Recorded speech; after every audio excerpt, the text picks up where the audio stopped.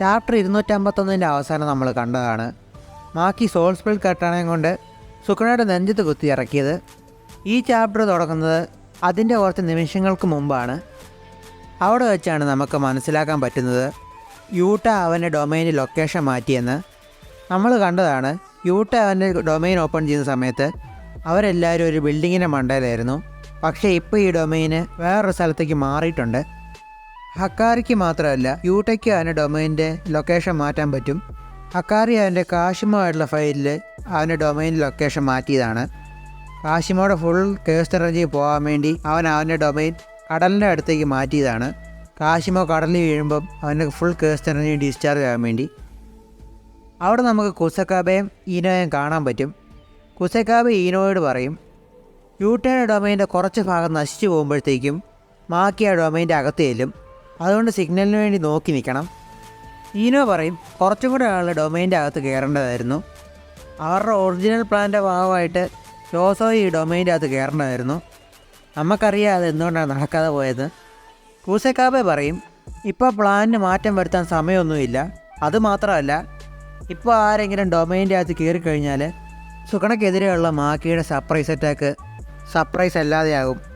അതുമാത്രമല്ല എത്ര ആൾക്കാരുണ്ട് ജീവൻ ഒരു പേടിയില്ലാതെ ഈ സ്പെഷ്യൽ ഗ്രേഡ് സോസറുമായിട്ട് ഫൈറ്റ് ചെയ്യാൻ പറ്റുന്നത്. അപ്പോൾ ഈനോ ചിന്തിക്കും കൂസക്കാവയ്ക്ക് തീർച്ചയായിട്ടും പറ്റും. ഇവരുടെ ഈ സംസാരത്തിന് ശേഷമാണ് നമുക്ക് കാണാൻ പറ്റുന്നത് മാക്കി ആ ഡൊമൈനകത്ത് പോകാൻ വേണ്ടി റെഡിയായിട്ട് നിൽക്കുന്നത്. കുസക്കാവെ മാക്കിയോട് പറയും ഇനിയെല്ലാം നിൻ്റെ കയ്യിലാണെന്ന്. മാക്കി ഇങ്ങനെ ഫുൾ ഫോക്കസ് ആയിട്ട് നിൽക്കുമ്പോഴാണ് യൂട്ടയുടെ ഡൊമൈൻ ബ്രേക്ക് ചെയ്യുന്നത്. യൂട്ടയുടെ ഡൊമൈൻ ബ്രേക്ക് ചെയ്യുന്നത് സിഗ്നലായിരുന്നു. എപ്പോഴാണോ സുക്കണയുടെ ഗാർഡ് അതിൻ്റെ ലോവസ്റ്റ് ആയിട്ടിരിക്കുന്നത്. ഇവർ ഈ സാഹചര്യത്തിന് വേണ്ടി വെയിറ്റ് ചെയ്യുമായിരുന്നു. ഇതാണ് ഇവരുടെ ബെസ്റ്റ് കേസും വേസ്റ്റ് കേസ് സിനേറിയോയും. യൂട്ടയ്ക്കിട്ട് സുക്കണയുടെ വേൾഡ് കട്ടിങ് സ്ലാഷ് കിട്ടിയതിന് ശേഷം റീക്ക അപ്പം തന്നെ കരഞ്ഞുകൊണ്ട് യൂട്ടേനെ പിടിച്ചുകൊണ്ട് പോകും. ഇത് കാണുമ്പോൾ തന്നെ കൂസക്കാബെ ഊയുവിനെ വിളിക്കും. അപ്പം തന്നെ ഊയി ടെലിപ്പോർട്ട് ചെയ്ത് വന്ന് റീക്കേനെ യൂട്ടേനെ അവിടുന്ന് കൊണ്ടുപോകും. ബാക്കിയുള്ള കുത്തിയ കാട്ടാനെ കൊണ്ട് സുക്കണനെ നടുക്കുന്ന് കീറാൻ വേണ്ടി നോക്കും. പക്ഷേ അതിനു മുമ്പ് അവിടെ നിന്ന് മാറിപ്പോവും. യൂട്ട അവൻ്റെ ഡൊമൈൻ അറിഞ്ഞുകൊണ്ട് തന്നെ നശിപ്പിച്ചാണ്, അല്ലാതെ അവൻ്റെ ഡാമേജ് കിട്ടിയോണ്ടല്ല. അത് വെളിയിൽ നിന്നവർക്കുള്ള സിഗ്നലായിരുന്നു. സോസറേഴ്സിൻ്റെ പ്ലാന് സുക്കണ അവൻ ജയിച്ചെന്ന് തോന്നിക്കഴിയുമ്പം അവൻ ഡൊമൈൻ പൊട്ടിയതിലേക്ക് ശ്രദ്ധിച്ചുകൊണ്ടിരിക്കുമ്പം മാക്കിക്ക് അപ്പോൾ ബാറിയറിൻ്റെ അകത്തൂടെ വന്ന് സുക്കണനെ കൊല്ലാം. മാക്കിക്ക് ഹെവൻലി റെസ്ട്രിക്ഷൻ ഉള്ള കാരണം അവൾക്ക് കേസ്റ്റ് എനർജി ഇല്ല. അതുകൊണ്ട് അവൾക്ക് ഏത് ഡൊമൈൻ്റെ അകത്തൂടെ വേണേലും കയറുകയും ഇറങ്ങുകയും ചെയ്യാം. അതുപോലെ തന്നെയുള്ള സ്പ്ലിറ്റ് സോൾ കട്ടാന നേരത്തെ തന്നെ ഈ ഡൊമൈനകത്തുണ്ടായിരുന്നു. അതൊന്നെങ്കിൽ ആ കട്ടാന റീക്കയുടെയിലായിരുന്നേക്കാം, അല്ലെങ്കിൽ ഈ കട്ടാന ഡൊമൈനകത്ത് വരാൻ വേണ്ടിയായിരിക്കും യൂട്ട ഈ ഡൊമൈൻ്റെ ലൊക്കേഷൻ മാറ്റിയത്.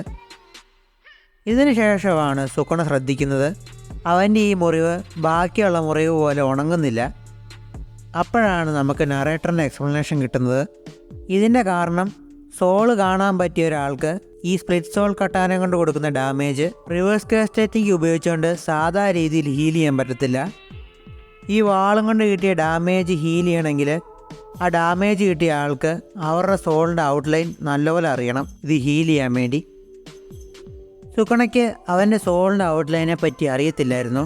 പക്ഷേ യുജിയോടൊപ്പം ബോഡി ഷെയർ ചെയ്തപ്പം ഒരേ സമയം തന്നെ ഒരു ബോഡിക്കകത്ത് 2 സോളുള്ള കാരണം അവൻ്റെ സോളിൻ്റെ ഔട്ട്ലൈനെ പറ്റി മനസ്സിലാക്കി യുജിയെപ്പോലെ തന്നെ.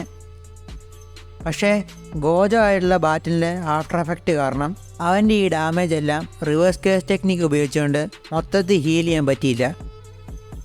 അടുത്ത പാനലിൽ യുജി ഓടുന്നത് നമുക്ക് കാണാൻ പറ്റും.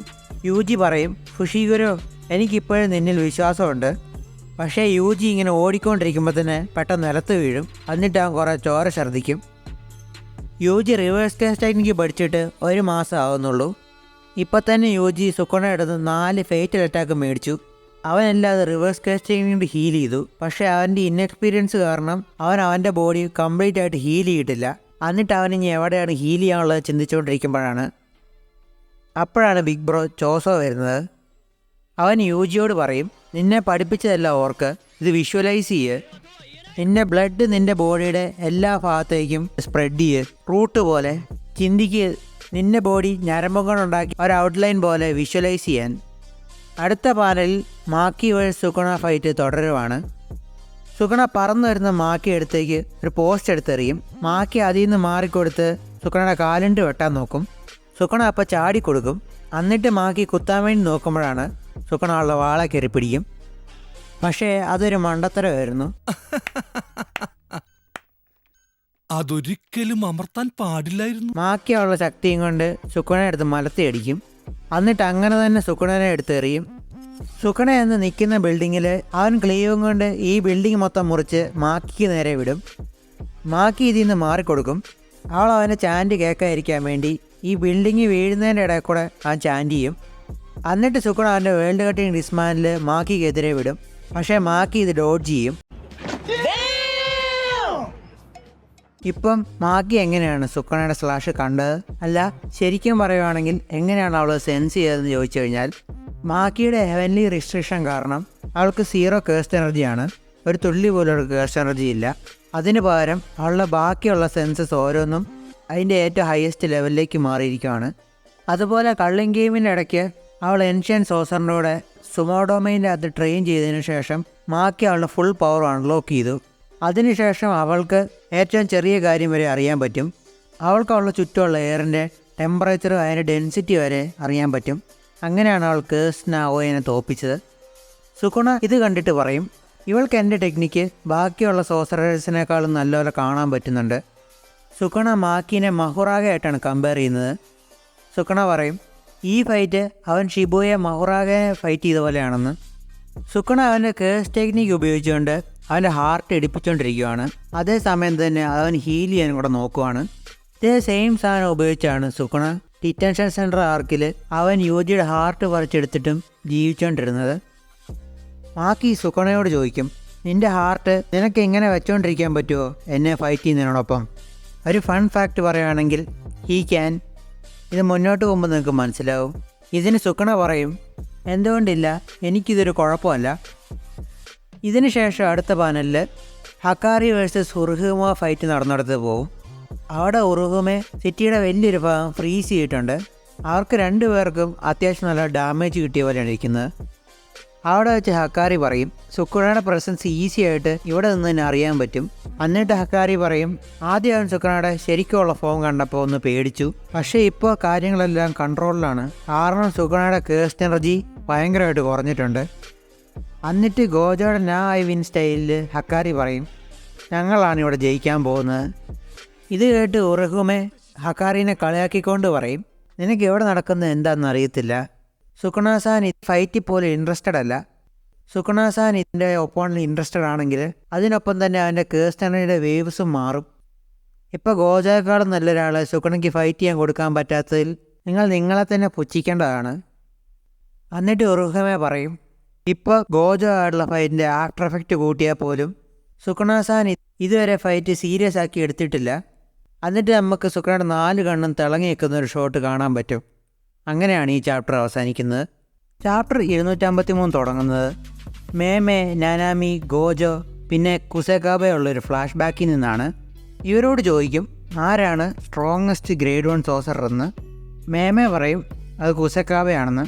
നാനാമി പറയും, ഇത് സാഹചര്യത്തിനനുസരിച്ചിരിക്കും, പക്ഷേ എൻ്റെ അഭിപ്രായത്തിൽ കുസെകാബയാണെന്ന്.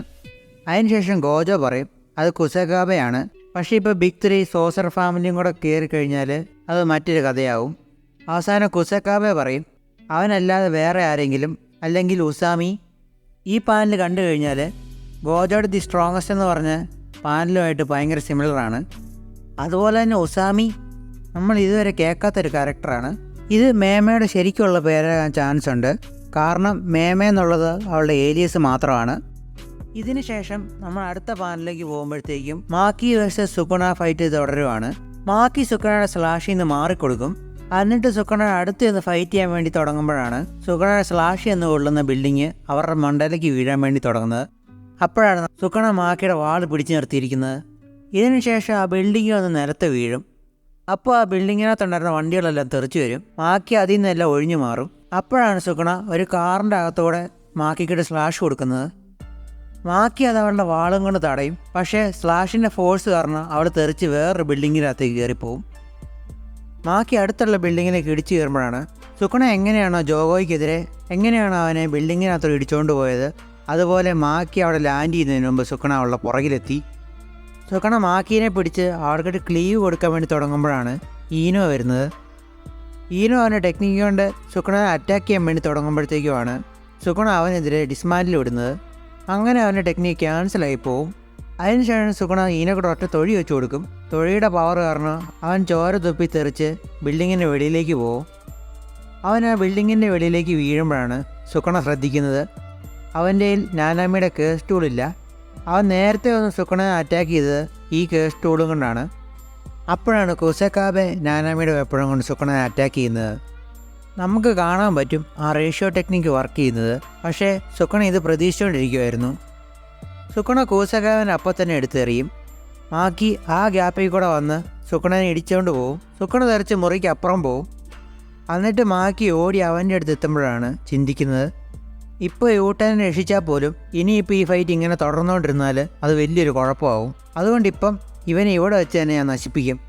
അപ്പോഴാണ് നറേറ്റർ നമ്മളോട് പറയുന്നത് കാഷിമോ ആജിമേ, ഹിഗറോമോ ഹിറോമി, യൂട്ട ഒക്കത്സു, ഗോജോയുടെ മരണശേഷം വന്ന എല്ലാവരും ജുജുത്സുവിൻ്റെ പല ഭാഗത്തിൻ്റെ പീക്കിനെ റെപ്രസെൻ്റ് ചെയ്ത് വന്നവരാണ്. പക്ഷേ ഇവരെല്ലാം സുക്കണയ്ക്ക് ഒരു ആപ്പറ്റൈസർ മാത്രമായിരുന്നു. സുക്കണ ഫൈറ്റ് ചെയ്യാൻ വേണ്ടി ഏറ്റവും കൂടുതൽ വിശന്നിരുന്നത് മറ്റാരെയല്ല മാക്കി സെനീനെയാണ്. കാരണം അവൾ ജുജുത്സുവിനെ മൊത്തത്തിൽ ഒഴിവാക്കിയതാണ്.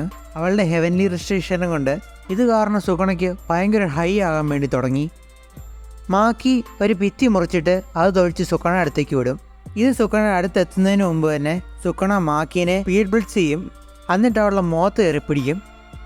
എന്നിട്ട് ഇവർ രണ്ടിനും ബിൽഡിങ്ങിൻ്റെ വെളിയിൽ നിന്ന് വീണുകൊണ്ടിരിക്കുമ്പോഴാണ് സുക്കണ യൂജിനെ കളിയാക്കുന്നത്. മാക്കി യൂജിയെ പോലെയല്ല, ഇവൾ ജുജുത്സുവിനെ മൊത്തം എടുത്ത് കളഞ്ഞു. ഇപ്പം മിച്ചമുള്ളത് പ്യുവർ നത്തിങ്നെസ് മാത്രമാണ്. ഇതിന് ശേഷം സുക്കണ ചിരിച്ചുകൊണ്ട് പറയും സോഴ്സറി എന്ന് പറയുന്നത് സ്കിന്നും ഫ്ലഷും മാത്രമാണ്. പക്ഷേ അവളുടെ ബോഡിയാണ് ബോണും മാരോയും. അവളുടെ എക്സിസ്റ്റൻസ് മാത്രം തന്നെ എന്താണ് സോഴ്സർ എന്നുള്ളതിന് എതിരാണ്. മാക്കിയുടെ അറ്റാക്ക് തടഞ്ഞുകൊണ്ട് സുക്കണ പറയും ഈ ഫൈറ്റിൻ്റെ ഔട്ട്കം തെളിയിക്കും ഏത് വികസിപ്പിക്കുന്നതാണ് നല്ലതെന്ന്, സോഴ്സറിയാണോ ബോഡിയാണോ. ഇതിൻ്റെ ഇടയ്ക്കാണ് മാഗി ശ്രദ്ധിക്കുന്നത്. സുക്കണ അവൻ്റെ റിവേഴ്സ് കേസ്റ്റൈറ്റിക്ക് ഉപയോഗിക്കുന്നത് സ്റ്റോപ്പ് ചെയ്തു. അവനെ സ്വയം ഹീൽ ചെയ്യുന്നത് നിർത്തി. സുക്കണ മാക്കിയുടെ വാളെ കയറി പിടിക്കും. എന്നിട്ട് പറയും ഇതാദ്യമായിട്ടാണ് എന്നൊരാൾ ഒരു റോൾ ഇൻഫോഴ്സ് ചെയ്യുന്നത്. സുക്കണ ഇങ്ങനെ പറയാനുള്ള കാരണം ജുജുത്സുവിൻ്റെ തന്നെ ഏറ്റവും പിന്നക്കളാണ് സുക്കണ. അപ്പം ജുജുത്സുവിനെതിരായിട്ടുള്ളതും ജുജുത്സുവിൻ്റെ എക്സിസ്റ്റൻസിന് തന്നെ എതിരായിട്ടുള്ള ഒരാൾ വരുമ്പം ജുജുത്സു ആണ് സുപ്പീരിയർ എന്ന് കാണിക്കാൻ സുക്കണയ്ക്കൊരു കടമ വരും. അതാണ് ഇവിടെ ഉദ്ദേശിച്ചത്. അതിനുശേഷമാണ് സുക്കണ ഇതും കൊണ്ട് വരുന്നത്. ഈ പോസ് കാണുമ്പോൾ തന്നെ നിങ്ങൾക്ക് മനസ്സിലായി കാണും അടുത്ത് തന്നെയാണ് വരാൻ പോകുന്നതെന്ന്.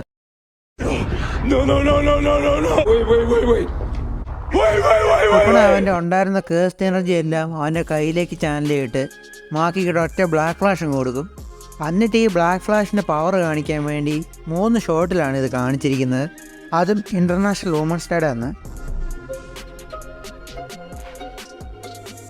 ഇതിനുശേഷം നമ്മൾ പിന്നെ മാക്കിനെ കാണുന്നില്ല. പിന്നെ മിച്ചമുള്ളത് കുസക്കാബെ മാത്രമാണ്. ഇതെല്ലാം കാണുമ്പോൾ കുസക്കാബെ ചിന്തിക്കും ഇനി ഞാൻ മാത്രമേ മിച്ചമുള്ളൂ. എവിടെയാണ് യൂജി, എവിടെയാണ് ചോസോ? മേമെ അവനെ രക്ഷിക്കാൻ വരാൻ പോകുന്നില്ല. ജയിക്കാൻ ഒരു ചാൻസ് പോലും ഇല്ലായിരുന്നെങ്കിൽ നേരത്തെ തന്നെ ഞാൻ ഇവിടുന്ന് പോയേനെ. ഇപ്പം ഇത്ര എത്തിപ്പോയി, ഇനി പുറകോട്ട് പോകാൻ പറ്റത്തില്ല. ഇനി ശരിക്കും നടക്കാൻ പോവാണോ? Kusakabe versus Sukuna, strongest sorcerer of history versus strongest sorcerer currently living. അവസാനം എഡിറ്റർ വരെ ചോദിക്കും ഇതിങ്ങനെയാണോ നടക്കാൻ പോകുന്നതെന്ന്.